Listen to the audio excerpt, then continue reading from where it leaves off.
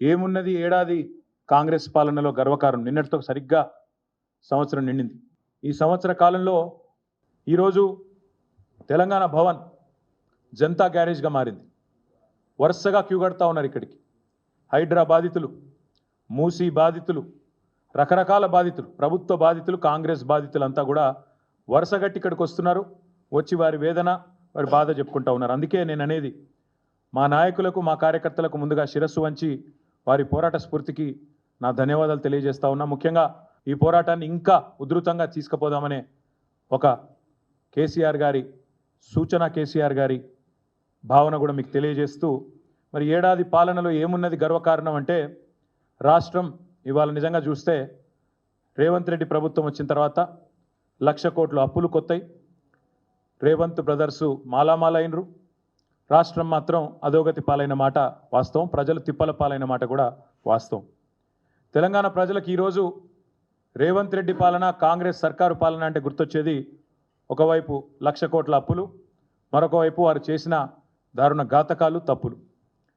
సంవత్సరం నిండింది. మరి సంవత్సరం నిండిన తర్వాత ఏం సాధించినవయ్యా నువ్వు అని చెప్పారు అని అడిగితే చెప్పడానికి సమాధానాలు లేవు. ఏదో పేరుకి ఆర్భాటము, హడావుడి తప్ప ఈరోజు నిజంగా చెప్పడానికి సమాధానాలు లేవు. అందుకే ముఖ్యమంత్రి తన తప్పులను కప్పిపుచ్చుకోవడానికే మళ్ళీ అప్పులు అంటూ తప్పుడు కూతలు కూస్తూ ఉన్నాడు.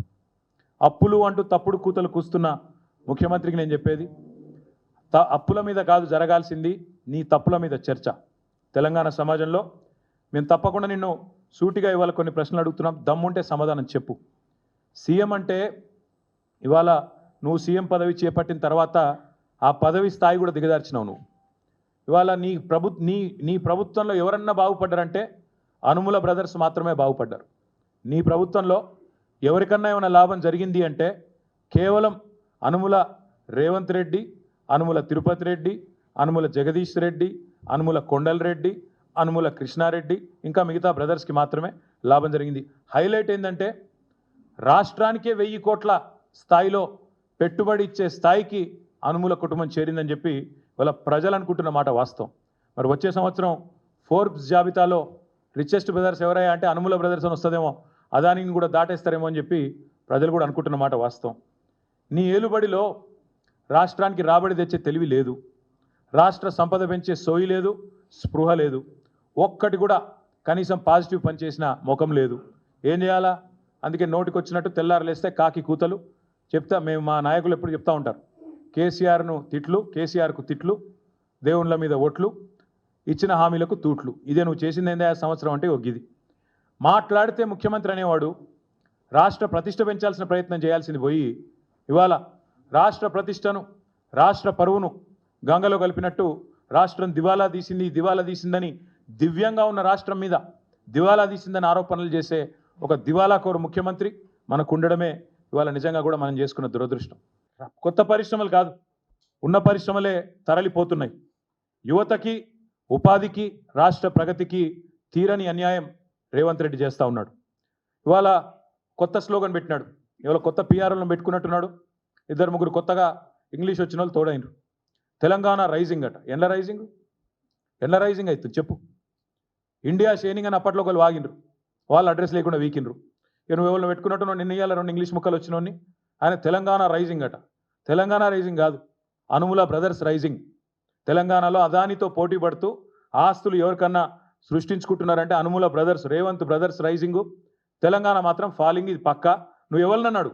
నీకు చేతనైతే నీ కొండారెడ్డి పల్లెకి పోయి ఆడ కూర్చో, రచ్చబండ మీద కూర్చొని పోలీసు వాళ్ళని పక్కకు పెట్టి అడుగు, చెప్తారు రైజింగా ఫాలింగా ఏందో చెప్తారు. 12 నెలల పాలన మొత్తం అసత్యాలు, అర్ధసత్యాలు, అటెన్షన్ డైవర్షన్ స్కీములు తప్ప నువ్వు పీకింది ఏందని నేను అడుగుతాను. ఒక హ్యాబిచువల్ లయర్ లాగా ఒక అలవాటుతో అబద్ధాలు ఆడే అబద్ధాల కోరు మాదిరిగా అటెన్షన్ డైవర్షన్ టెక్నిక్లు, మీడియా మేనేజ్మెంట్ టెక్నిక్లు తప్ప నువ్వు చేసింది ఏంది రేవంత్ రెడ్డి నేను అడుగుతాను. ఇవాళ నేను అందుకే సూటిగా అడిగేది, అప్పుల చాటున అప్పులు అంటే తప్పుడు కూతల మాటున మళ్ళొక్కసారి నీ అసమర్థతను కప్పిపుచ్చుకునే ప్రయత్నం చేస్తే ఊరుకోము, వదిలిపెట్టాం. అందుకే వాస్తవాలు చెప్పడానికే ప్రజలకు ఈ ప్రెస్ మీట్ పెట్టా, నేను తిట్టడానికి కాదు. మీరు గద్దెనెక్కిన మొదటి రోజే నిజానికి మా నాయకుడు, మా కేసీఆర్ గారు చెప్పినారు, వాళ్ళను ఒక 3-4 నెలలు ఏమనకండి, నిర్మాణాత్మక ప్రతిపక్షంగా ఉండండి, శాసనసభల శాసన మండలిలో బయట అక్కసు వెలగక్కినట్టు ఉండొద్దు. మనం పద్ధతిగా ఉండాలి. మనం తెచ్చిన తెలంగాణ, కష్టపడి తెచ్చిన తెలంగాణ ఇది. ఎవరికి ప్రజలు అధికారం ఇచ్చినా తెలంగాణ బాగుండాలని కోరుకోవాలి. ఏమనకండి అన్నారు. మేమేం అనలే. కానీ నువ్వు మొదటి రోజు నుంచి మొదలుపెట్టినావు అసెంబ్లీలో కారు కూతలు, పిచ్చివాగుడు, శ్వేతపత్రాల పేరిట డ్రామాలు. తప్పలేదు. నువ్వు శ్వేతపత్రాలు పెడితే మేము శ్వేతపత్రాలను బయట పెట్టినాం. నువ్వు ఆ అప్పుల గురించి మాట్లాడితే అప్పులను పెట్టుబడిగా పెట్టి సంపద సృష్టించిన వైనాన్ని ప్రజల ముందు పెట్టినాం. కానీ నువ్వు బంద్ చేస్తలేవు. మళ్ళీ నువ్వు, మీ మంత్రులు, మీ మీడియా మేనేజ్మెంట్ టెక్నిక్లతోని ఒక అబద్ధాన్ని 100 సార్లు చెప్తే నిజమవుతుంది అన్నట్టు అదే మాట పదే పదే పదే పదే పాడిందే పాటరా అన్నట్టు ఇవాళ మళ్ళొక్కసారి అసెంబ్లీలో ఎండగట్టినాం, మిమ్మల్ని బయట ఎండగట్టినాం, అయినా మళ్ళీ అదే సొల్లు పురాణం చెప్తా ఉన్నారు. కాబట్టి ఇవాళ మేము మళ్ళీ చెప్తా ఉన్నాం. అయినా ఇవాళ ఎందుకు వచ్చినాయి ఈ దొంగ ముచ్చట్లు? సంవత్సరం అయిపోయింది. సంవత్సరం అయిపోతే నువ్వు సాధించిన విజయాల గురించి చెప్పాలి, చెప్పుకోవాలి. గొప్పగా ఇది చేసినాం, అది చేసినాం, పొడి చేసినా అని చెప్పుకోవాలి. కానీ నువ్వేం చేస్తున్నావు? నువ్వు కావాలని అప్పులు గిప్పులు అని మళ్ళీ తప్పుడు కూతలు ఎందుకు కూస్తున్నావు? ఒకటే ఒక కారణం. ఎందుకంటే నీ బాధ ఏంది? నీ 6 గ్యారంటీలు 100 రోజులు అన్నావు, దాని మీద చర్చ జరగద్దు. 420 హామీలు నువ్వు ఇచ్చినావు, వాటి మీద చర్చ జరగొద్దు. అందుకే నేను అంటున్నా, అప్పుల లెక్కలు కాదు, హామీల లెక్కలు చెప్పు. వడ్డీల ముచ్చట్లు కాదు, వాగ్దానాల ముచ్చట్లు చెప్పు. ఆ రోజు చాలా గొప్ప వాగ్దాటి ప్రదర్శించిండ్రు కదా నువ్వు, బట్టి విక్రమార్క ఇద్దరు. ఏమన్నారు ఆ రోజు?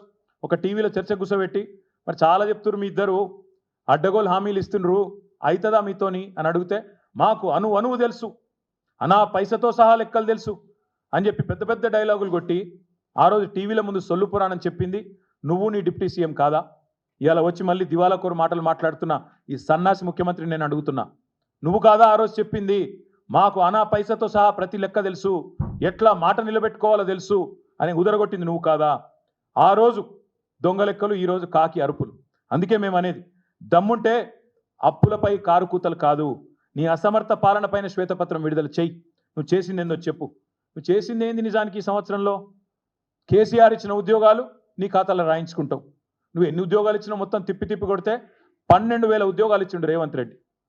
సంవత్సరంలో 2 లక్షల ఉద్యోగాలు అని చెప్పి దివాలాకోరు మాటలు చెప్పి గద్దెనెక్కిన కాంగ్రెస్ సంవత్సర కాలంలో ఇచ్చింది. రాహుల్ గాంధీకి రేపు ఎల్లుండి ఉత్తరం రాస్తా, మొత్తం నీ బండారం ఏందో, నీ కథ ఏందో ఆయనకు తెలియదని నేను అనుకుంటలేను. కానీ తెలిసినా తెలియనట్టు యాక్టింగ్ చేస్తున్నాడు. ఆయన కూడా స్వాతిముత్యం యాక్టింగ్ చేస్తున్నాడు. కాబట్టి ఆయన బండారం, నీ బండారం బయట పెట్టాలి కాబట్టి చెప్తున్నా. నీ రాహుల్ గాంధీ అన్నట్టు ఆయన మీ నాయకుడు అశోక్ నగర్కి వచ్చిండు. మొదటి సంవత్సరంలో 2 లక్షల ఉద్యోగాలు ఇస్తా అని చెప్పి తెలుగులో ట్వీట్లు పెట్టిండు, నమ్మబలికిండు, తెలంగాణ యువతను మోసం చేసిండు. నీ ప్రభుత్వం వచ్చినాక నువ్వు ఇప్పటిదాకా ఇచ్చింది సంవత్సరంలో 12,000 చిల్లర ఉద్యోగాలు మాత్రమే. ఇంకా 1,87,000 ఉద్యోగాలు నీ ప్రభుత్వం బాకీ ఉంది తెలంగాణ యువతకు. అందుకే నేను అనేది, రేవంత్ రెడ్డి నిన్ను వదిలిపెట్టం. నువ్వెన్ని తప్పుడు కూతలు కూసినా నిన్ను వదిలిపెట్టే సమస్య లేదు.